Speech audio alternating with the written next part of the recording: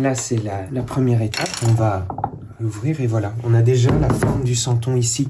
Un santon en provençal, ça se dit santun. Ça veut dire un petit sein. C'est un vieux métier, donc les vieux métiers, c'est que du temps.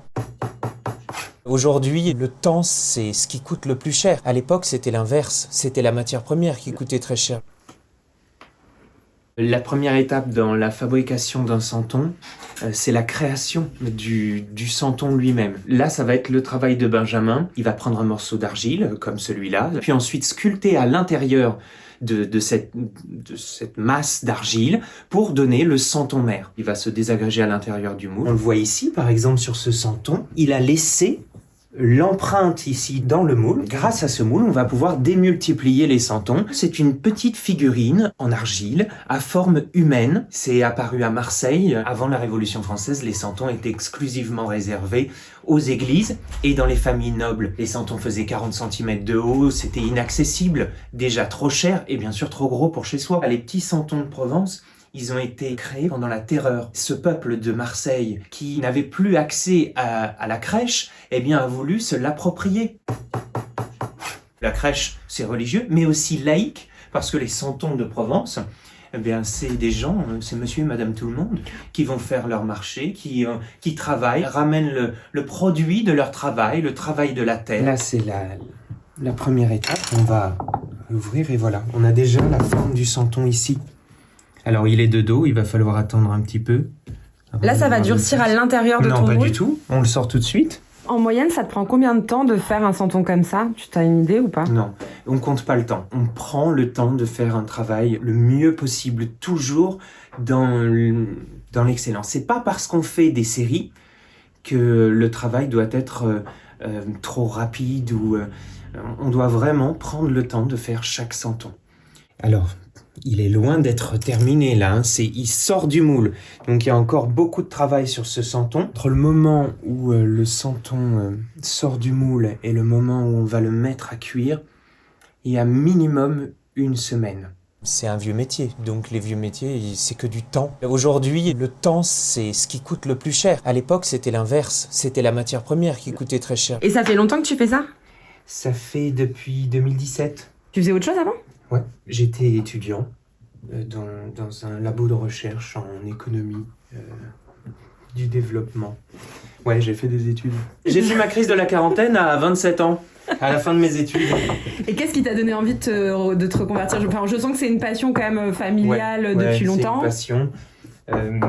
Une recherche aussi peut-être d'un peu de sens. Dans ce métier, je trouve aussi un sens et un plaisir certain, sinon je le ferais pas, vu le temps qu'on y passe. On travaille une matière qui est noble et qui nous plaît, mais on donne aussi un sens aux choses.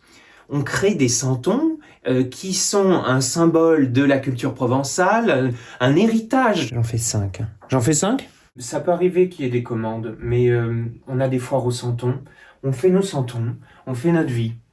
Et puis arrivé en décembre, on a fait notre production, quelle qu'elle soit. Le santon là, il est ocre jaune. Une fois cuit, il devient rosé. Ça cuit à 1050 degrés pendant presque une journée, une vingtaine d'heures. Ah oui, ça c'est le four, j'avais pas compris. Comme n'importe quelle cuisson d'argile. Ensuite, il part à la peinture. Voilà. Ah, tu vois, tu t'y retrouves. Ouais. Voilà. Alors là, c'est un santon qui est fini. C'est le même santon que celui-ci, que je viens de presser, mais à la fin. Alors pour toi aussi, j'imagine que c'est un métier passion. Je suis né dans les traditions provençales par mes parents. J'ai toujours vécu dans ce milieu-là, folklorique provençal. Et donc, tout ça s'est enchaîné. Ça a fait que j'ai tourné ma vie autour de ça. On a eu une jolie enfance. On aime bien profiter des métiers qui nous rappellent un peu la nostalgie de notre enfance, C'est une manière de pas grandir, en fait. Ah oui, sûrement, oui. On représente un petit peu une réalité idéalisée quand même, mais en santon. Quand on crée une pièce, il faut avoir vraiment l'envie de la réaliser. C'est-à-dire que si on s'oblige à faire un travail parce que quelqu'un l'a demandé ou parce que on se dit qu'il faut faire plaisir à une telle clientèle ou autre, on n'aura pas forcément l'envie, ni la passion et ni l'énergie de faire cette pièce-là. Donc elle sera mal exécutée. Souvent, les gens le disent quand ils regardent nos santons, ils nous disent vos santons vous ressemblent, c'est-à-dire pas physiquement, mais ils ont un certain style qui est propre au nôtre et qui va attirer les gens sur ces santons-là particulièrement.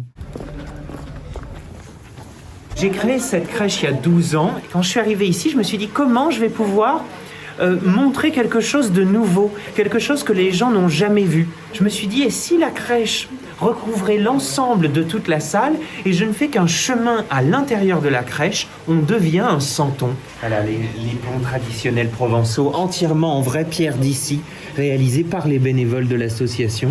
Et là, tu vas avoir combien de santons là sur une fois que ça sera tout installé? Sur une scène comme ça, alors ça peut varier, sans compter les animaux, plus de 2000 santons.